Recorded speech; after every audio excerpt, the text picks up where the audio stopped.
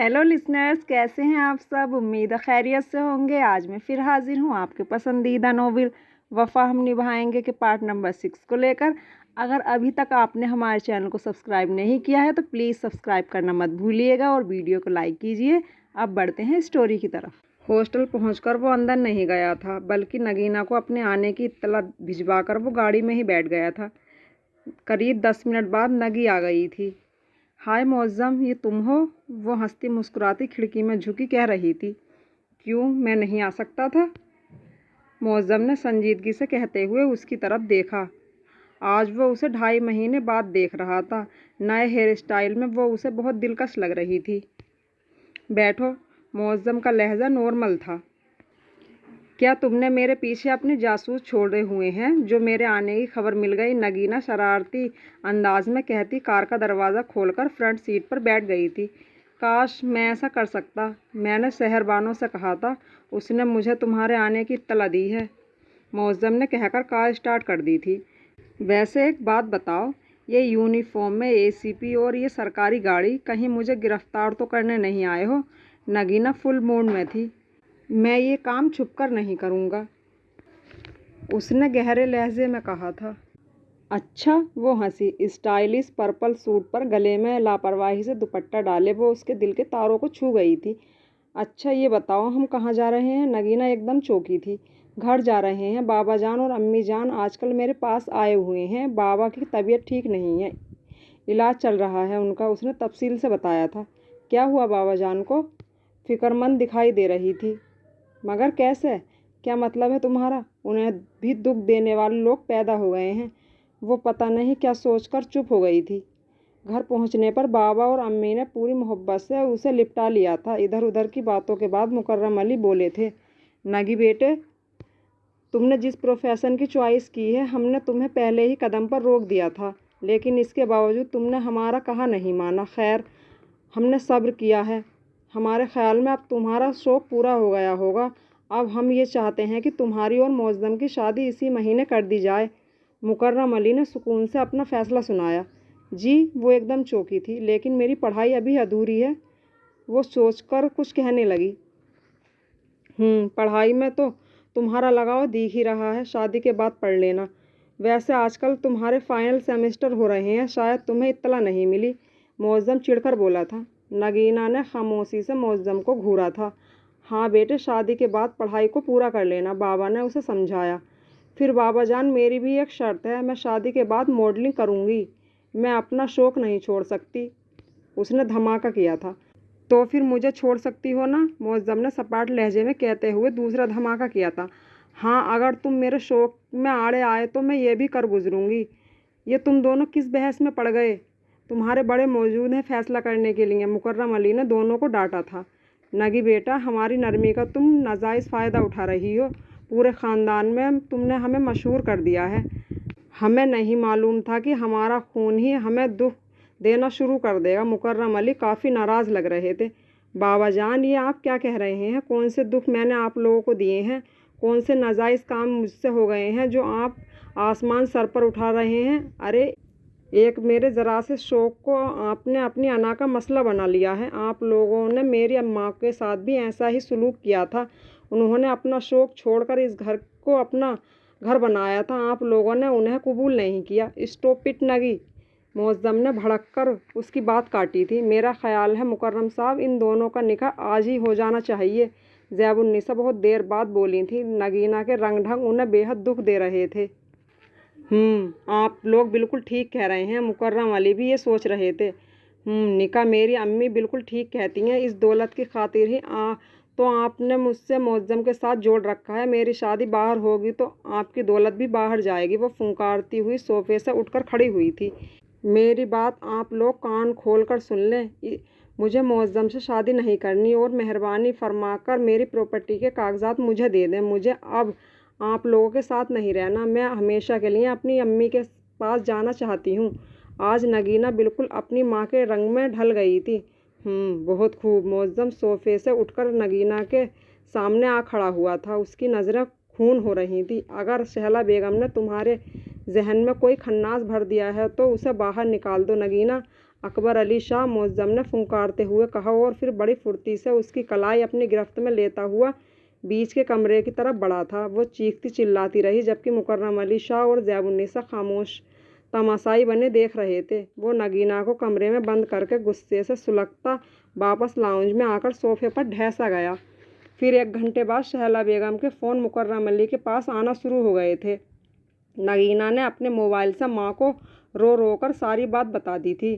मुकर्रम अली शाह, मैं आखिरी बार कह रही हूँ, मेरी बेटी को मेरे हवाले कर दें, वरना नतीजे के जिम्मेदार आप होंगे। शहला बेगम का लहजा इस बार धमकी भरा हुआ था। नगीना को आपके हवाले नहीं कर सकते। हाँ, कल उसे हम मुअज्जम के हवाले कर रहे हैं, यानी दोनों का निकाह। इत्तला तो आप लोगों को मिल गई होगी, हम सिर्फ याद दिला रहे हैं, इसलिए आप सुकून से बैठ जाएं, धमकियां मत दें। मुकर्रम अली ने सख्त लहजे में उनकी तबीयत साफ कर दी थी। मुकर्रम अली शाह, आप भूल कर रहे हैं। खैर, मेरे ख्याल में इसकी नौबत नहीं आएगी। आप जानते भी हैं कि मैं कोरी धमकियां नहीं देती, करके दिखाती हूँ, सरसराते लहजे में कहते हुए शहला बेगम ने फ़ोन काट दिया था। अब आप कुछ नहीं कर सकती शहला बेगम। मुकर्रम साहब ने रिसीवर कैंडल पर पटक दिया था, और वाकई दूसरे दिन ही उन्होंने अपना कमाल कर दिखाया। शहरबानों को वो किडनैप करवा चुकी थी। वो आखिरी पेपर देकर हॉस्टल की तरफ जा रही थी कि उसे उठा लिया गया। मुकर्रम अली, ज़ैबुन्निसा और मुअज्जम सख्ते में थे। उन तीनों को कुछ देर पहले आने वाला शहला बेगम के फ़ोन पर जैसे यकीन नहीं आ रहा था, और शहला बेगम मुतालबा कर चुकी थी कि नगी को मेरे हवाले कर दो और शहरबानों को ले जाओ। सब गहरी सोच में डूबे थे कि मुकर्रम साहब का मोबाइल फिर बजा। कॉल शहला बेगम की थी। मुकर्रम साहब ने फ़ोन रिसीव किया और फिर कुछ देर बाद बड़े ढीले अंदाज में फ़ोन ऑफ कर दिया। बाबा जान, आप परेशान ना हो, मैं शहला बेगम को शूट कर दूंगा। मुअज्जम बाबा की बेबसी पर तड़प कर बोला। मुअज्जम, तुम कानून के मुहाफिज हो, तुम कोई ऐसा कदम नहीं उठाओगे, उन्होंने सख्ती से टोका था। एक रेड में शहरबानों को आज़ाद करवा सकता हूँ। वो अब भी भड़का हुआ था। मुअज्जम, ठंडे दिल दिमाग से मेरी बात सुनो बेटा, ये मसला इस तरह हल नहीं होगा। वो बोले। तो फिर किस तरह हल होगा? मेरी बात सुने आप दोनों। इस मसले का हल सिर्फ ये है कि नगी को उसकी माँ के हवाले कर दें। ज़ैबुन्निसा ने दोनों बाप बेटों के दरमियान बोलना ज़रूरी समझा था, सो पूरी संजीदगी से मशवरा दे रही थी। अम्मी जान, ये आप क्या कह रही हैं? मुअज्जम बिला उठा था। तो फिर और क्या कहूँ मुअज्जम बेटा, ना तो मैं तुम्हें खो सकती हूँ, ना ये उस यतीम बच्ची को। क्या कसूर था उसका जो वो हमारा भुगतान भुगत रही है? ज़ैबुन्निसा अफसोस से बोली थी। मुअज्जम खामोशी से उन्हें देखता रहा था और सोच रहा था कि वाकई शहरबानों का क्या कसूर है। वो खामोखा दोनों के दरमियान पिस रही है। मुकर्रम अली शाह भी बीवी की बात सुनकर चौंके थे। शायद उनके दिल को भी लगी थी, लेकिन वो भी खामोश थे। देखो मुअज्जम, शहरबानों बिन माँ की बच्ची है। खुदा न खास्ता उसके साथ कोई ऊंच नीच हो गई तो हम किसी को मुंह दिखाने के काबिल नहीं रहेंगे। ज़ैबुन्निसा उसे नसीहत करते हुए बहुत कुछ समझाने की कोशिश कर रही थी। तो इसका मतलब है कि मैं नगी से दस्तबरदार हो जाऊं? मुअज्जम बड़ी बेचैनी से उनसे पूछ रहा था।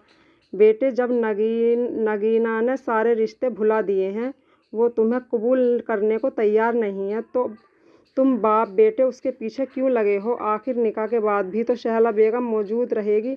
जाओ एक बार फिर नगी से पूछ लो, शायद तुम्हारे लिए कोई रास्ता निकल आए। लेकिन नहीं शहला बेगम, उसके अंदर इस कदर जहर भर चुकी हैं कि हमें भूल गई है। ज़ैबुन्निसा बेटे को गौर से देखते हुए मायूसी से बोली थी। मुअज्जम, तुम्हारी माँ ठीक कह रही हैं, वो संजीदा थे। तो आप लोग उस औरत से डर गए? डरते नहीं, बस हम सबकी भलाई इसी में है। मुकर्रम अली शाह ने बेटे के अंदाज को नज़रअंदाज करते हुए नरमी से कहा।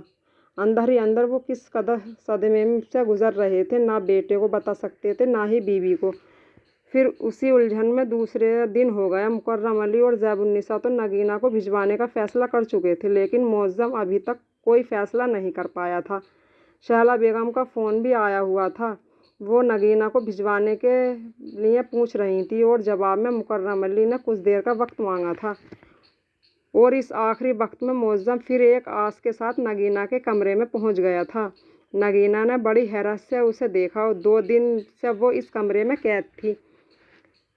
देखो नगी, मुझे तुम बेहद अजीज़ हो। तुम मॉडलिंग का प्रोफेशन नहीं छोड़ना चाहती, ठीक है, मुझे तुम्हारी जिद मंजूर है। रह गए बाबा जान, तो उन्हें भी मैं मना लूँगा। अब तो तुम्हें शादी पर कोई एतराज़ नहीं होगा। सच्ची मोहब्बत ने मौज़म को मजबूर कर दिया था इतना बड़ा फैसला करने पर। नगीना पहले तो बुरी तरह चौंकी, फिर क्या कहा लगाकर हंसती चली गई। सैयद मुअज़्ज़म अली शाह, मेरी दौलत की खातिर तुम लोग अपने मर्तबे से इस हद तक नीचे आ जाओगे, मुझे तो बिल्कुल यकीन नहीं था। लेकिन मेरी अम्मी ने मुझे पहले ही आगाह कर दिया था। कहाँ गई तुम्हारी झूठी इज्जत बकार जो मेरे मॉडलिंग करने से ख़राब हो रहा था, वो तंज भरे लहजे में कहती उसके सामने आ खड़ी हुई थी। नगी, ये तुम क्या कह रही हो? मुअज़्ज़म को एक झटका सा लगा था।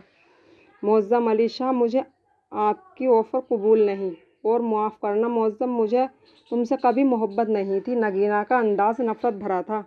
धड़ धड़ धड़ मुअज़्ज़म को महसूस हुआ जैसे उसके सर पर कमरे की छत आ गिरी हो।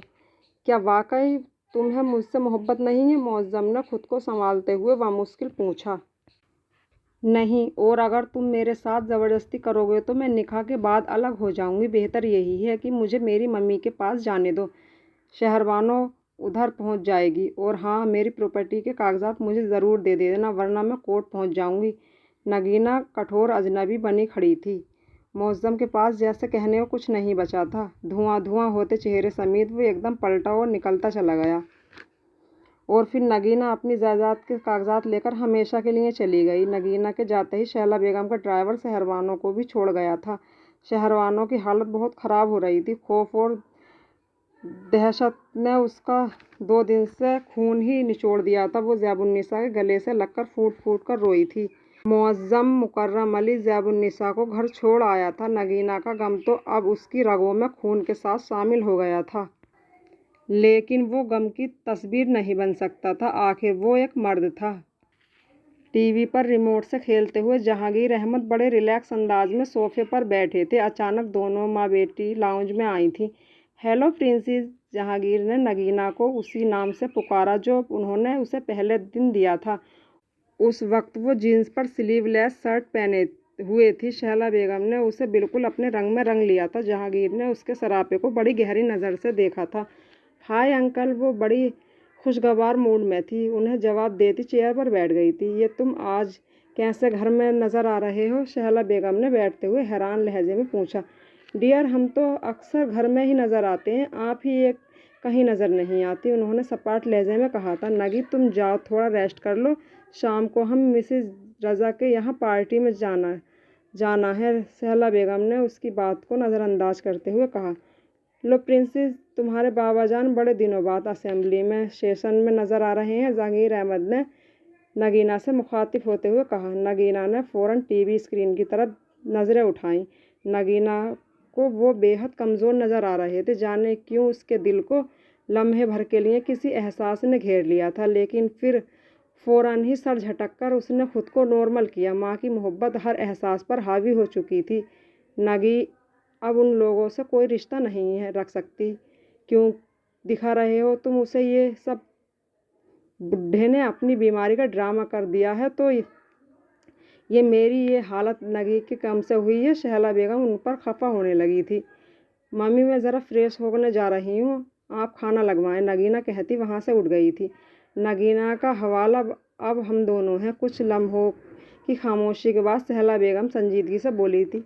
ठीक है, मैं इससे कब इनकार करता हूँ, लेकिन उसकी बल्दियत के खाने में हमेशा सैयद अकबर अली शाह का ही नाम आएगा। कहते हुए उसकी आंखों में अजीब सी चमक लहरा रही थी। नगीना वाले हादसे को गुजरे अभी 2 महीने ही गुजरे थे कि एक दिन अचानक ज़रीना बेगम यानी शहरबानो की सास ज़ैबुन्निसा को फ़ोन करके हम्माद अली शाह और शहरबानो की मंगनी तोड़ते हुए माफ़ी मांगना चाहती थी, क्योंकि हम्माद की मुलाकात मुंबई में नगीना से हुई थी। और वैसे भी जो काम वो आजकल कर रही थी किसी से ढका छुपा नहीं था। हम्माद अली को उसने बड़े मज़े से अपना और शहरबानो का किस्सा सुनाया था। और फिर हम्माद ने अपने माँ बाप से भी साफ कह दिया था कि वो एक अगवाशुदा लड़की से शादी नहीं कर सकता। ज़ैबुन्निसा बेगम कितनी देर सदमे की हालत में बैठी रहीं। नगीना, तुम खुद तो बर्बाद हुई हो, लेकिन इस यतीम बच्ची को भी तुमने कहीं का नहीं छोड़ा। शहरवानों ने इस खबर पर सिर्फ खामोशी से आंसू बहाए थे। उसकी पाकीज़ा जिंदगी पर एक दाग लग गया था। इस एहसास ने उसे मार डाला था। मुकर्रम अली के लिए ये दूसरा सदमा था, लेकिन उन्होंने खुद को संभाल लिया था। फिर बीवी से एक अहम मशवरा करके मुअज्जम को भी घर बुला लिया था।